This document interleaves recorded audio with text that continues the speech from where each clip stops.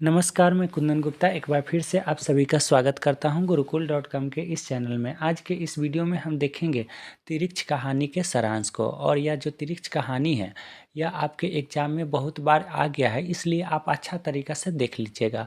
और बहुत ही शानदार तरीके से सारांश को सजाया गया है, इसलिए आप बहुत ही बढ़िया से देख भी लीजिएगा ताकि आप एग्ज़ाम में अच्छा तरीक़ा से लिख सको। तो देखिएगा क्या है, प्रस्तुत कहानी तिरिक्ष के कहानीकार उदय प्रकाश है। यानी जब भी आप सारांश लिखोगे तो यह बात का ध्यान में रखोगे कि वह कहानी है या इस भाषण है या निबंध है, इसको आप दर्शा दोगे। अगर आप ऐसा लिखते हो तो अच्छा खासा एग्जामिनर के तरफ आप आकर्षित कर पाते हो।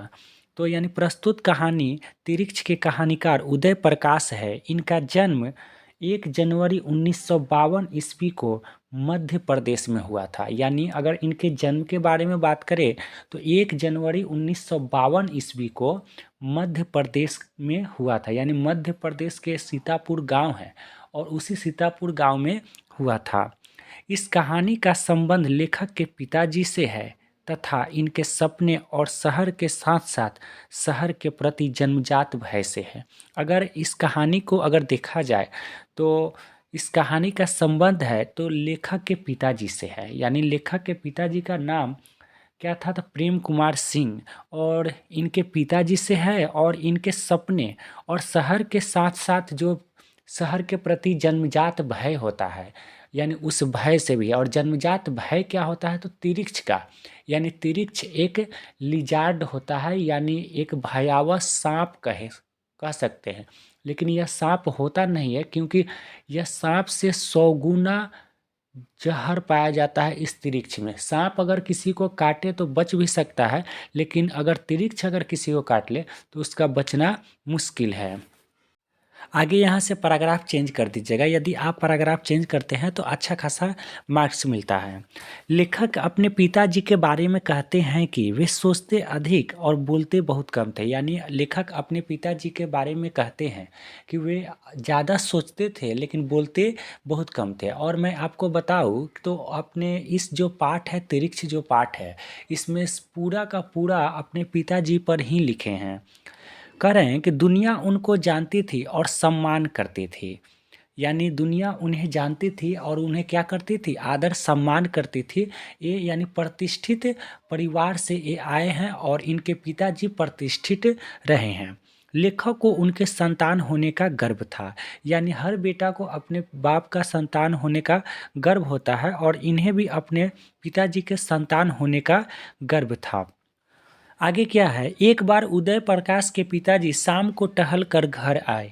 पता चला कि उनके पैर में तिरिक्ष ने काट लिया है। यानी एक बार क्या हुआ कि वह शाम को टहलने जाते थे और टहल कर जब घर आए तो पता चला कि उनके पैर में किसी तिरिक्ष ने काट लिया है।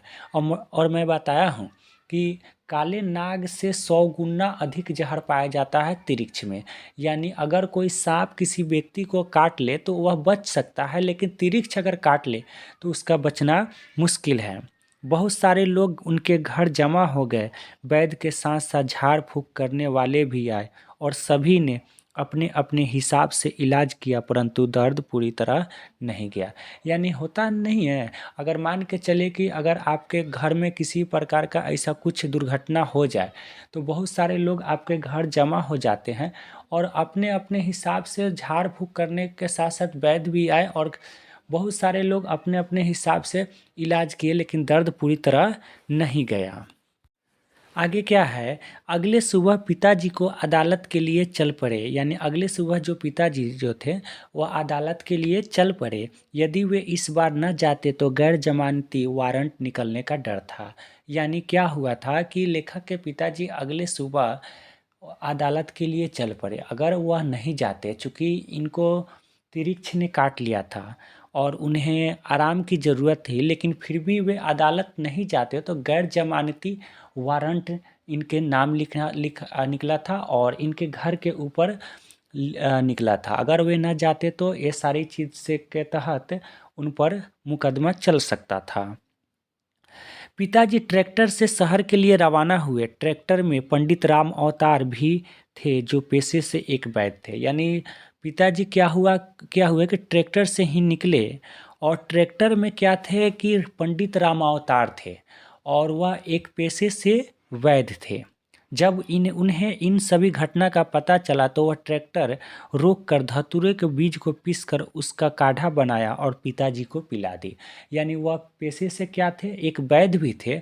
और जब उन्हें पता चला कि लेखक के पिताजी को किसी तिरिक्ष ने काट लिया है तो वह ट्रैक्टर रोककर गाढ़ा बनाए, किसका, तो धतूरे के बीज का, और गाढ़ा बनाकर उनको पिला दी, जिससे लगभग तिरिक्ष का जो जहर है वो कट सके और कम हो सके। आगे क्या है, लेखक को उसके मित्र थानु और सहयोगियों से पता चला था कि जब भी तिरिक्ष को मारना चाहिए तो उसे पूरी तरह जला देनी चाहिए या फिर उसकी आंखों को कुचल देनी चाहिए। ऐसा नहीं करने से वह मारने वाले का फोटो अपने आंखों में खींच लेता है।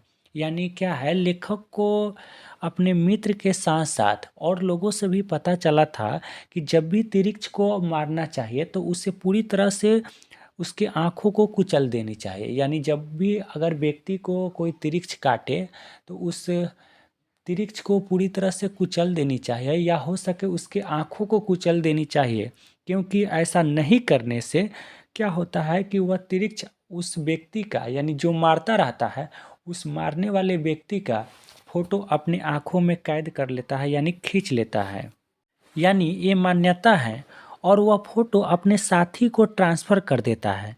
फिर वह व्यक्ति चाहे दुनिया के किसी भी कोने में क्यों न हो, वह तिरिक्ष से बच नहीं सकता। यानी ऐसा माना जाता है कि तिरिक्ष जब भी काटे तो उस तिरिक्ष को पूरी तरह से कुचल देना चाहिए या हो सके उसके आँखों को पूरा तरह से कुचल देनी चाहिए, और नहीं तो पूरी तरह से जला देनी चाहिए। यदि आप ऐसा नहीं करते हैं तो क्या होता है कि वह तिरिक्ष जो है अपने साथी को वह फ़ोटो ट्रांसफ़र कर देता है और फिर आप कहीं भी रहिएगा तो आप तिरिक्ष के नज़रों से बच नहीं पाइएगा। यानी आपको खोजकर वह काट भी सकता है, यानी ख़त्म भी कर सकता है। आगे लेखक के पिताजी जैसे ही शहर पहुंचते हैं उनका सिर घूमने लगता है, साथ ही बातें करने में जबान लटपटाने लगता है। यानी क्या होता है कि तिरिक्ष का जो जहर है जो काटा था और वह जहर पूरा तरह से दिमाग तक पहुंच चुका था और उनका सिर चक्कर करने लगता है। यानी अगर किसी से बात भी करते हैं तो उनका जबान लटपटाने लगता है, काहे कि जो तिरिक्ष का जो जहर था वह पूरे शरीर में फैल चुका था। वह स्टेट बैंक में दाखिल होते हैं जहां पर बैंक के कर्मचारियों ने उन्हें शराबी जानकर उनकी पिटाई कर दी। यानी बैंक में जब दाखिल होते हैं तो बैंक के कर्मचारी को लगा कि कोई शराबी है और शराबी जानकर उन्हें बहुत ही बुरी तरह पीट दी। आगे कुछ इसी तरह का हाल थाने में भी उनके साथ होता है।